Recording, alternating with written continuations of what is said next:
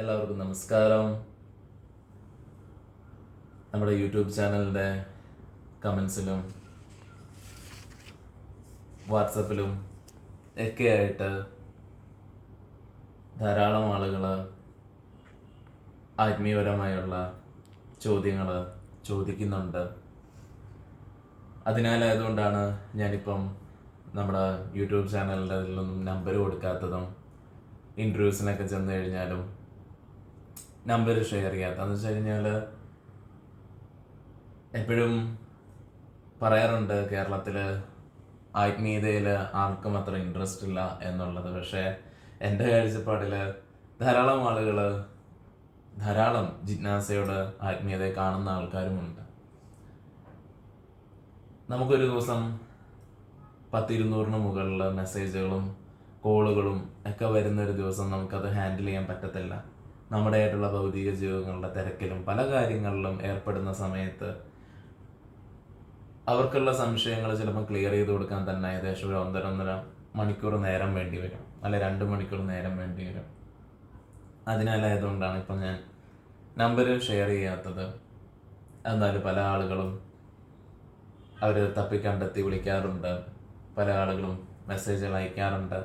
എല്ലാത്തിനും വാട്സപ്പിൽ റിപ്ലൈ തരാൻ പറ്റാത്തതുകൊണ്ട് ഇനിയും വിചാരിച്ചു മന്ത്ലി മാസത്തിൽ ഒരു തവണ നിങ്ങൾക്ക് ആത്മീയപരമായി ഉയർന്ന രീതിയിൽ സാധന ചെയ്യാൻ ആഗ്രഹിക്കുന്നവരും അതേപോലെ തന്നെ കുറച്ച് ഇൻറ്റൻസീവായിട്ട് വന്നിരിക്കുന്ന ചോദ്യങ്ങളും നമ്മുടെ ടീമിൻ്റെ അരികിൽ പറഞ്ഞിട്ടുണ്ട്, ടെക്നിക്കൽ ടീമിൻ്റെ അടുക്കൽ പറഞ്ഞിട്ടുണ്ട് നോട്ട് ചെയ്ത് വെക്കുവാനായിട്ടും.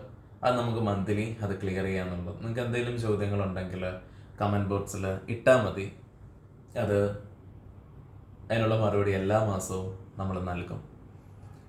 ഇപ്പോൾ വന്നിരിക്കുന്ന കുറച്ച് ചോദ്യങ്ങൾ, വളരെ ഇൻറ്റൻസീവായിട്ടുള്ള ചോദ്യങ്ങൾ അവർ നോട്ട് ചെയ്ത് വെച്ചിട്ടുണ്ട്. അത് എന്നോട് ചോദിക്കും, അതിനുള്ള രീതിയിൽ ഞാനത് ക്ലിയർ ചെയ്ത് തരാം.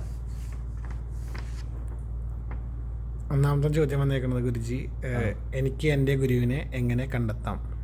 അത് എൻ്റെ ഗുരു തന്നെ ആണെന്ന് എങ്ങനെ കണ്ടെത്താം? ഓക്കെ, ഒന്നോട്ടും ചോദിച്ചെന്ന് മനസ്സിലായി. എന്താ പറഞ്ഞ എന്താ എൻ്റെ ഗുരുവിനെ എനിക്ക് എൻ്റെ ഗുരുവിനെ എങ്ങനെ കണ്ടെത്താം? അത് എൻ്റെ ഗുരു തന്നെ ആണെന്ന് എങ്ങനെ കണ്ടെത്താം? ഗുരുവിനെ കണ്ടെത്തുക എന്ന് പറയുന്നത് ഒരു വ്യക്തിക്ക് ഗുരുവിലേക്ക് എത്തുവാനുള്ള ഒരു ജിജ്ഞാസ ഉണ്ടാവണം ആദ്യമേ. അത് ഞാൻ ആരാന്നുള്ള ആ ഒരു പൂർണ്ണത്വത്തിൻ്റെ ഒരു തേടലാണത്. ആ തേടല് ഒരു ശിഷ്യൻ്റെ ഉള്ളിൽ, ആ ആത്മാന്വേഷയുടെ ഉള്ളിൽ തുറക്കപ്പെടുന്ന നിമിഷം തന്നെ ആ ഗുരുവിൻ്റെ ഉള്ളിലും തുറക്കപ്പെടുകയാണ്. അപ്പം ആ വ്യക്തി ആ ഗുരുവിൻ്റെ ശിഷ്യനല്ല, ആ ഗുരു അദ്ദേഹത്തിൻ്റെ ഗുരുവുമല്ല. ഇപ്പം ഒരു ഗുരുവിനെ സംബന്ധിച്ച് നോക്കുമ്പം 10 ശിഷ്യർക്ക് ആ ശിഷ്യരുടെ ഗുരുവാണ് ആ ഗുരു. എന്നാൽ അദ്ദേഹത്തിന് സാമൂഹികപരമായി ഇടപെടുമ്പോൾ മറ്റുള്ളവർ അദ്ദേഹത്തെ കാണുന്നത് ഗുരുവായിരിക്കില്ല, ഒരു വ്യക്തിയായിരിക്കും. അതേപോലെ തന്നെ ഒരു ആത്മാന്വേഷണത്തിനുള്ളിൽ ഞാനെന്നുള്ള ബോധ്യം അറിയണമെന്ന് തോന്നുമ്പോൾ ജിജ്ഞാസ ഉണ്ടാവുന്ന ആ സമയത്ത് തന്നെ ഗുരുവിൻ്റെ ഉള്ളിലും ആ വ്യക്തിബോധത്തിനുപരി തന്നെ ആ വ്യക്തിയിൽ നിന്ന് ആ ഗുരുഭാവത്തിലേക്ക് തന്നെ ഉണരുകയാണ്. യഥാർത്ഥ ശിഷ്യനാണ് ഗുരുവിൻ്റെ ഉള്ളിൽ ആ ഗുരുവിനെ ഉണർത്തുന്നത്. അതുവരെ അതൊരു വ്യക്തി മാത്രമാണ്. ഒരിക്കലും ഒരു ഗുരുവാന്നുള്ള രീതിയിലല്ല ജീവിക്കുന്നത്. അത് ഗുരുവിൻ്റെ ഒരു രീതിയല്ല അത്. പണ്ട് ശിവൻ ഋഷിമാർക്ക് എല്ലാ വിദ്യകളും ഉപദേശിച്ചു കൊടുത്തിട്ട് ശിവൻ അവരുടെ തലച്ചോറിൽ നിന്നെല്ലാം എടുത്തു കളഞ്ഞു. അതേപോലെ തന്നെ യഥാർത്ഥമായുള്ള ശിഷ്യർ കടന്നു വരുമ്പം ഗുരുവിൻ്റെ ഉള്ളിലെ ഗുരുഭാവം തന്നെ ഉണരുകയാണ്. ഒരേ സമയം സംഭവിക്കുന്ന ഒരു പ്രോസസ്സാണ്. യഥാർത്ഥ ശിഷ്യൻ്റെ ഉള്ളിൽ ആ ജിജ്ഞാസ ഉണരുമ്പം ആ ഗുരുവിനെ തന്നെ മനസ്സിലാവും ഇദ്ദേഹത്തിന് വേണ്ടതാന്നുള്ളത്. പണ്ട് ശ്രീരാമ പരമഹംസൻ അദ്ദേഹം കാളി ക്ഷേത്രത്തിൻ്റെ മുകളിൽ കയറി നിന്നിട്ട് ഗംഗയെ നോക്കിക്കൊണ്ട്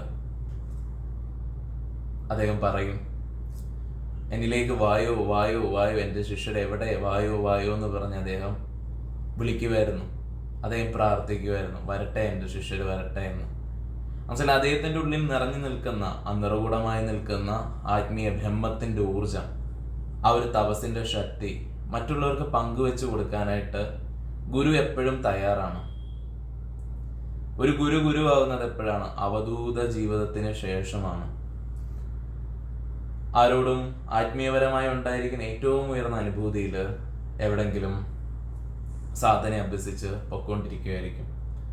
അവ ലോകത്തിന്റെ മുന്നിലേക്ക് കടന്നു വരാതെ പക്ഷെ അഷ്ടസിദ്ധികളെല്ലാം തന്നെ കൈവരിച്ച് മറ്റുള്ളവർക്കും സാക്ഷാത്കാരം കൊടുക്കാമെന്നുള്ള തിരിച്ചറിവുണ്ടെങ്കിലും അവര് മാറി ജീവിക്കുമായിരിക്കും. ഒരു സമയം എത്തുമ്പോൾ അവർക്ക് തന്നെ തോന്നും, എന്ത് ചെയ്യാം, ലോകത്തിന്റെ മുന്നിലേക്ക് ആത്മീയ സാക്ഷാത്കാരത്തിന് വരുന്നവർക്ക് അത് നൽകണമെന്നുള്ളൊരു ഇന്റൻഷൻ തോന്നി ഗുരു ഇറങ്ങിത്തിരിക്കുന്നതാണ്. അപ്പം ഗുരുവിൻ്റെ ഉള്ളിൽ ഏറ്റവും ഉയർന്ന അവസ്ഥ കൊടുക്കുവാനുണ്ട്. അത് ആ ശിഷ്യന് നൽകാൻ വേണ്ടിയാണ് ഗുരു ഇരിക്കുന്നത്. പക്ഷെ ശിഷ്യന്റെ ഉള്ളിൽ ആ ജിജ്ഞാസ സംഭവിക്കുമ്പോൾ മാത്രമേ അത് സംഭവിക്കുന്നുള്ളൂ. ഗുരു പ്രതീക്ഷിക്കുന്നത് ആ തേടി വരുന്നവരെ കൊടുക്കുവാനാണ്.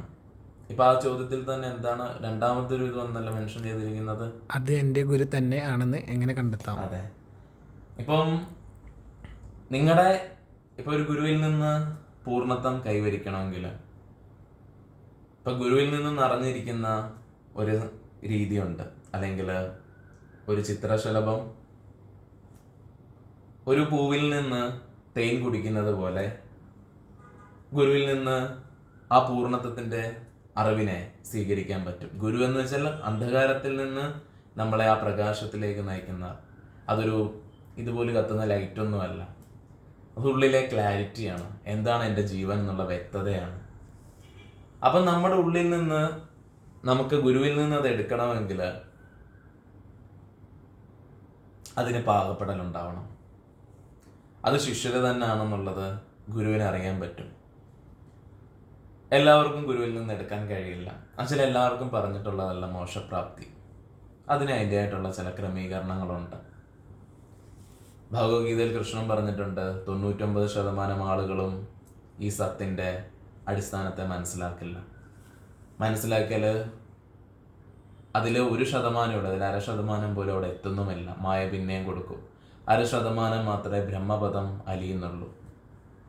അപ്പം ആ ശിഷ്യൻ ഗുരുവിൻ്റെ അരികിൽ വന്നാൽ പോലും ഗുരുവിൽ നിന്ന് പൂർണ്ണത്വം എടുക്കണമെന്നില്ല. അത് ചില രീതിയിലുള്ള പാകപ്പെടുത്തൽ വളരെ ആവശ്യം. അതുകൊണ്ടാണ് ചില ക്രിയകളൊക്കെ നിത്യേനെ അഭ്യസിക്കാനായിട്ട് ഗുരു കൊടുക്കുന്നത്. എന്നുവെച്ചാൽ അവൻ്റെ ഉള്ളിലെ നമുക്കിപ്പോൾ എൻ്റെ ഉള്ളിൽ ഈഗോ ഇല്ല, എൻ്റെ ഉള്ളിലെല്ലാം പോസിറ്റീവാണ്, ഞാൻ ഗുരുവിലേക്ക് വന്നു, അതെല്ലാം വന്നിരിക്കുന്നത് പോലെ ആ ജിജ്ഞാസ ഉണരുന്ന ആ ജിജ്ഞാസയോട് വരുന്നവർ വളരെ കുറവാണ്. അത് ചില ആത്മീയ അനുഭൂതികളോട് ചിലപ്പം സംഭവിക്കേണ്ടതാകണം. അപ്പോൾ അവർക്ക് കുറച്ച് പ്രാക്ടീസ് ചെയ്യേണ്ട ആവശ്യമുണ്ട്. എപ്പോഴും മറ്റുള്ള മതങ്ങളിൽ നിന്ന് അപേക്ഷിച്ച് ഈ ഒരു ഹിന്ദു മതത്തിന്റെ ഒരു പ്രത്യേകത ശ്രദ്ധിക്കുമ്പോൾ മറ്റുള്ള മതങ്ങൾ എന്താണ് പ്രത്യേകത, അവരൊരു ഫിലോസഫി പറയുകയും അതാണ് ട്രൂത്ത് എന്ന് നമ്മളോട് പറഞ്ഞ് പഠിപ്പിക്കുകയാണ് ചെയ്യുന്നത്. എന്നാൽ ഇവിടെ ഹിന്ദു മതം ചെയ്യുന്നതാണ് യു പ്രാക്ടീസ്. ഇതൊരു കാർമിക്കാണ്. ഈ കാർമിക്കിൽ നിന്ന് നിങ്ങൾക്ക് ഈ ഒരു റിയലൈസേഷൻ വേണമെങ്കിൽ നിങ്ങൾ എന്ത് ചെയ്യണം, നമ്മൾ പറയുന്ന കാര്യം പ്രാക്ടീസ് ചെയ്യാൻ പറയും. അത് ജസ്റ്റ് ഒരു വേദം എടുത്ത് പഠിച്ചിരിക്കുന്നതല്ല, നിങ്ങൾക്ക് പർട്ടിക്കുലർ ആയിട്ടുള്ള ക്രിയകൾ അഭ്യസിച്ച് നൽകും. ആ പ്രാക്ടീസിലൂടെ നമ്മൾ എന്ത് ചെയ്യും, നമ്മൾ തന്നെ റിയലൈസേഷൻ ചെയ്യുന്ന ഒരു പ്രോസസ്സിലേക്കാണ് കിടക്കുന്നത്. അപ്പൊ ഗുരു എന്താണ് നൽകുന്നത്? ദീക്ഷ എന്ന് പറയുന്നത് അതിലേക്കുള്ള ഒരു തയ്യാറെടുപ്പാണ് നൽകുന്നത്. അത് കണ്ടിന്യൂ ആയിട്ട് പ്രാക്ടീസ് ചെയ്ത്, ഇപ്പോൾ LKG പഠിക്കുന്ന ഒരു കുഞ്ഞിന്റെ അരികില് ഡിഗ്രിക്കാരനോട് പറയുന്നത് പോലെ പറഞ്ഞു കൊടുത്താൽ അവന് മനസ്സിലാവണമെന്നില്ല. അതേസമയം അത് വളരുന്നതിനനുസരിച്ച് അതിന് മനസ്സിലാക്കി എടുക്കാൻ പറ്റുന്നൊരു ബുദ്ധിയുണ്ട്. അതേപോലെ ആത്മീയപരമായുള്ള പരിശീലനങ്ങളിൽ കടന്നു പോകുന്ന ഒരാൾക്ക് മാത്രമേ ആ യഥാർത്ഥത അറിയാൻ പറ്റൂ. അതിന് വളരെയേറെ അച്ചടക്കം വേണം. അതിനാണ് ഈ പാകപ്പെടൽ വേണം എന്ന് എപ്പോഴും ഞാൻ പറയാറുള്ളത്. പാകപ്പെട്ട് വരും. അച്ഛൻ ഭക്ഷണം എങ്ങനെയാണോ നമ്മൾ നിത്യേന കഴിക്കുന്നത്, ഭക്ഷണം കഴിക്കരുന്നതും ശരീരം നമുക്കില്ലാതാവും. അതേപോലെ തന്നെ നമ്മൾ നിത്യേന ആത്മീയപരമായുള്ള പരിശീലനങ്ങളിൽ ഏർപ്പെടുമ്പോൾ അത് നിത്യേന ചെയ്യേണ്ടതാണ്. അങ്ങനെ ഏർപ്പെട്ടു പോകുമ്പോൾ ഗുരുവിൽ നിന്ന് പൂർണ്ണത്വം കൈവരിക്കാൻ പറ്റും. 2 തരത്തിലെ ഗുരുക്കന്മാരുണ്ട്. ഒന്ന് വേദാന്ത മാർഗത്തിലുള്ള ഗുരുക്കന്മാർ, 2 സിദ്ധ പരമ്പരയിലുള്ള ഗുരുക്കന്മാർ. സിദ്ധ പരമ്പരയുള്ള ഗുരുക്കന്മാർക്ക് ഏതൊരാൾക്കും അവരുടെ ഇപ്പൊ ചില കർമ്മ പശ്ചാത്തലത്തെ നോക്കുമ്പോൾ കർമ്മത്തിന്റെ അടിസ്ഥാനത്തിൽ ചിലപ്പോൾ അവർ വേദിക്കായിട്ട് പോകേണ്ടവരാവും, ചിലപ്പോൾ ഒരു സിദ്ധ പരമ്പരയിൽ വരേണ്ടവരാവും. അപ്പൊ ചില രീതിയിൽ അവർ വേദാന്ത രീതിയിൽ പോകേണ്ടവരാണ്. അവർക്കൊരു പരമ്പരയുണ്ട്, ആ പരമ്പരയിലേക്ക് അവർ തേടി തേടി പൊക്കോണ്ടിരിക്കും. പക്ഷെ സിദ്ധ ഗുരുവിന്റെ ഒരു പ്രത്യേകത എന്ന് വെച്ച് കഴിഞ്ഞാൽ അവർക്ക് ആരെയും വേണമെങ്കിലും ശിഷ്യത്വം കൊടുക്കാൻ സാധിക്കും. എന്നാൽ അവർ അത്രത്തോളം ജിജ്ഞാസയുള്ളവരായിരിക്കണം. അവിടെ ആ ഒരു മെച്യൂരിറ്റി നമുക്ക് ഉണ്ടായിട്ടില്ലേ, മെച്യൂരിറ്റിക്ക് വേണ്ടി നമ്മൾ പരിശീലിക്കാൻ കൊടുക്കുന്ന കാര്യങ്ങൾ അതിലേക്ക് എടുക്കണം. അതാണ് അതിൻ്റെ രീതി. ആ ഒരു തലത്തിലേക്ക് എത്തുവാനായിട്ട് എപ്പോഴും ശിഷ്യരാണ് പാകപ്പെടേണ്ടത്. പാകപ്പെടലില്ലെങ്കിൽ അത് വളരെ ബുദ്ധിമുട്ടായി തീരും. അതങ്ങനെയാണ് അതിൻ്റെ ഒരു ക്രമീകരണം എപ്പോഴും വരുന്നത്. അടുത്ത ചോദ്യം ചോദിച്ചോളൂ. ഗുരുജിയുടെ അടുക്കൽ വന്ന് ദീക്ഷ എപ്പോൾ എടുക്കാം? ദീക്ഷ അർമുഖക്രിയയും ശക്തി മാനിഫെസ്റ്റേഷനും അതേപോലെ തന്നെ കർമ്മമുക്തി ക്രിയയും പൂർത്തീകരിക്കുന്നവർക്ക് ബ്രാഹ്മി 21 ഡേയ്സും കൂടി ഒരു നിഗമനമുണ്ട് ഇതിൻ്റെ ഇടയിൽ. അതും കൂടി കഴിഞ്ഞവർക്ക് അവർ പാകപ്പെട്ടിട്ടുണ്ടെങ്കിൽ ദീക്ഷയ്ക്കുള്ള തയ്യാറെടുപ്പും നടക്കും. നോക്കൂ, ചില ക്രമീകരണ രീതിയിലൂടെയാണ് ദീക്ഷ കിടക്കേണ്ടത്. ദീക്ഷയിൽ നിങ്ങൾക്ക് നിങ്ങൾ ബോഡിയും മൈൻഡും അല്ല എന്നുള്ള റിയലൈസേഷൻ സംഭവിക്കും. എന്നാൽ അതിലേക്ക് അതിൻ്റെ ശ്രേഷ്ഠതയെ മനസ്സിലാക്കണമെങ്കിൽ ഇപ്പം എൻ്റെ ഒപ്പം നിൽക്കുന്ന ആളുകൾക്ക് പലർക്കും അറിയാം, അവരൊരു വർഷം മുമ്പേ ബ്രാഹ്മി 21 ഡേയ്സിൽ അറ്റൻഡ് ചെയ്തതുപോലല്ല അവർ രാജയോഗിയുടെ ദീക്ഷ കഴിഞ്ഞപ്പോൾ തൊട്ട് ഈ ആത്മീയതയെ മനസ്സിലാക്കുന്നത്. അവർ ആ ഒരു വർഷമായിട്ട് പർട്ടിക്കുലറായിട്ടുള്ള സാധനാ മാർഗത്തിലൂടെ കടന്നു പോവുകയും ഗുരുപൂജ ചെയ്യുകയും അതിനെല്ലാം ശേഷം അവർ ഉയർന്നെത്തിയിരിക്കുന്നൊരു അവസ്ഥയുണ്ട്. അവർക്ക് ഇപ്പോൾ അറിയാം ആ തുടക്ക സമയത്ത് സംഭവിച്ച ആത്മീയ അനുഭൂതിയല്ല ഇപ്പം സംഭവിക്കുന്ന ഉയർന്ന തലങ്ങളെന്ന്. അപ്പം അതേപോലെ തന്നെ ഒരച്ചടക്കം നമ്മളിലുണ്ടെന്നുണ്ടെങ്കിൽ നമുക്കത് എത്തിക്കാം. പലരും വിചാരിക്കും ശ്രീരാമ പരമഹംസൻ സ്വാമി വിവേകാനന്ദനെ തൊട്ടപ്പം അദ്ദേഹം നിർവ്വാണ അനുഭവിച്ചു. അതൊരു അനുഭവമാണ്, അതൊരു തിരിച്ചറിവാണ്. ഒരു യുക്തി മനസ്സിന് അല്ലെങ്കിൽ ഒരു ലോജിക്കൽ മൈൻഡിന് ഒരിക്കലും സ്പിരിച്വാലിറ്റി അണ്ടർസ്റ്റാൻഡ് ചെയ്യാൻ പറ്റില്ല. അപ്പം ഞാൻ ദീക്ഷ നൽകുമ്പം ആ ലോജിക്കലിൽ നിന്ന് നിങ്ങൾ ഇതൊരു നിഗൂഢതയാണെന്ന് ഈ സൃഷ്ടി ഒരു തിരിച്ചറിവ് ഉണ്ടാവുകയും നിങ്ങളുടെ ഉള്ളിൽ സംതിങ് സംഭവിച്ചിട്ടുണ്ടെന്നുള്ള ആ ഒരു വല്ലാത്ത തിരിച്ചറിവിൻ്റെ പുറത്തും സാധന അഭ്യസിക്കാൻ വേണ്ടിയിട്ടാണ് ദീക്ഷ നൽകുന്നത്. ഒരു സാധാരണ മനുഷ്യനെ സംബന്ധിച്ച് നോക്കുമ്പോൾ അവൻ കണ്ണടച്ചിരുന്നാൽ ചിന്തകൾ മാത്രമേ ഉള്ളൂ. എന്നാൽ ഗുരുവിൽ നിന്ന് ദീക്ഷ എടുത്തു കഴിഞ്ഞാൽ പിന്നെ നട്ടലിലൂടെ കുണ്ടലിനി ചൈതന്യം തുറക്കുകയും നിങ്ങൾക്ക് ധ്യാനം തന്നെ സംഭവിക്കും. മാർഗം ഇങ്ങനെയാണ്: ധ്യാനം, ധാരണ, സമാധി. അപ്പം ധ്യാനം ചെയ്യാനുള്ള ശക്തിയാണ് ഗുരു നൽകുന്നത്. ധാരണ ഞാൻ പറഞ്ഞില്ലേ, എൻ്റെ ഫിലോസഫി അല്ല നിങ്ങൾ അണ്ടർസ്റ്റാൻഡ് ചെയ്യുന്നത്. എപ്പോഴും മതമായി ആത്മീയതയെ കമ്പയർ ചെയ്തൊരിക്കലും. ഞാൻ ദീക്ഷ നൽകുന്ന എന്തിനാണ്? സൃഷ്ടിയുമായി നിങ്ങളെ കണക്ട് ചെയ്യുകയാണ് ചെയ്യുന്നത്. ആ സൃഷ്ടി ബോധത്തെ ആരാണ് മനസ്സിലാക്കുന്നത്? എൻ്റെ വാക്കിലൂടെയല്ല, നിങ്ങളുടെ ഓൺ എക്സ്പീരിയൻസോട് കൂടിയിട്ടാണ് മനസ്സിലാക്കുന്നത്.